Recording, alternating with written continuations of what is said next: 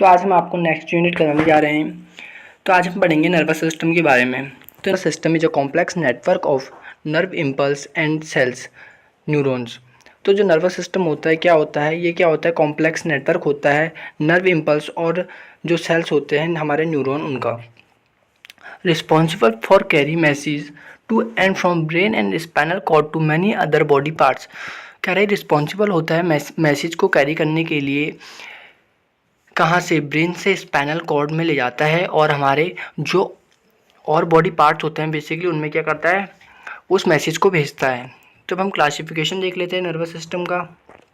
Basically nervous system को दो parts में डिवाइड किया गया है।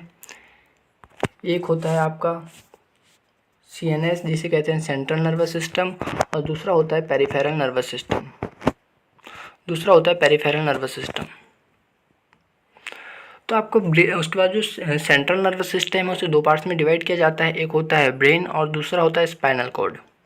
और जो हमारा पेरिफेरल नर्वस सिस्टम होता है उसे दो पार्ट्स में डिवाइड किया जाता है, जिसे बोलते हैं ANS एंड SNS। ANS की फुल फॉर्म होती है ऑटोनॉमिक नर्वस सिस्टम और SNS की होती है सोमेटिक नर्वस सिस्टम।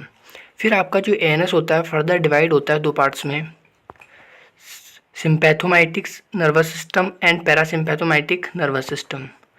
जो आपका सिम्पैथोमैटिक नर्वस सिस्टम होता है वो क्या होता है, क्विक एक्शन के लिए रिस्पॉन्सिबल होता है।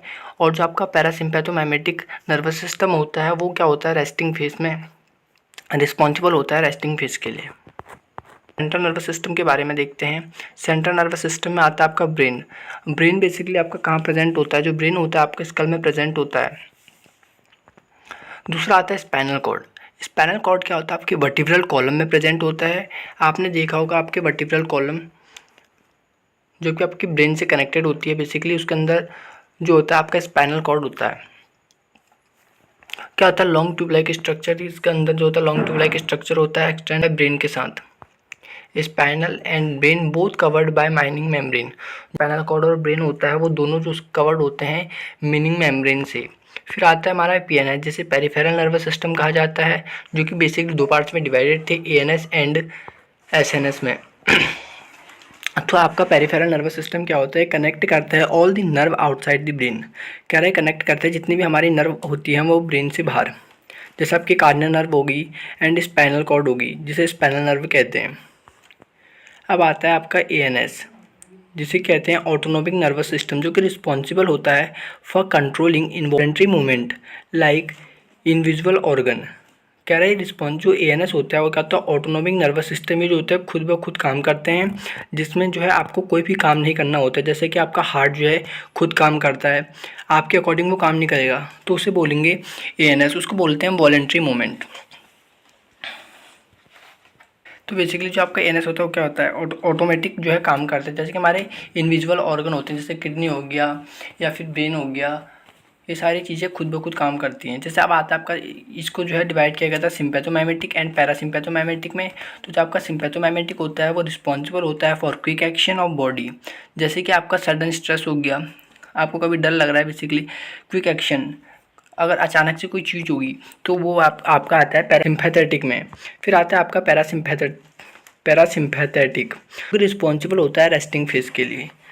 जैसे कि आपका हार्ट बीट हो गया, आपकी हार्ट बीट जो है वो बढ़ेगी या फिर कम होगी, बेसिकली वो क्या आता है, रेस्टिंग फेज में होता है। फिर आता है आपका दो पार्ट्स में डिवाइडेड था, ANS में हम देख चुके हैं, अब देखेंगे हम SNS जिसे बोलते हैं सोमेटिक नर्वस सिस्टम, जो कि रिस्पॉन्सिबल होता है for controlling voluntary movement of skeleton muscle.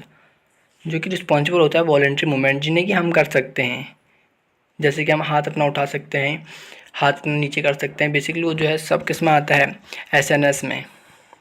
यहाँ पे बेसिकली जो हमारा नर्वस सिस्टम है और उसका क्लासिफिकेशन जो है कंप्लीट हो चुका है। तो वीडियो अच्छी लगी हो तो वीडियो को एक लाइक और चैनल को सब्सक्राइब करें ताकि आने वाली लेटेस्ट वीडियो सबसे पहले देख सकें।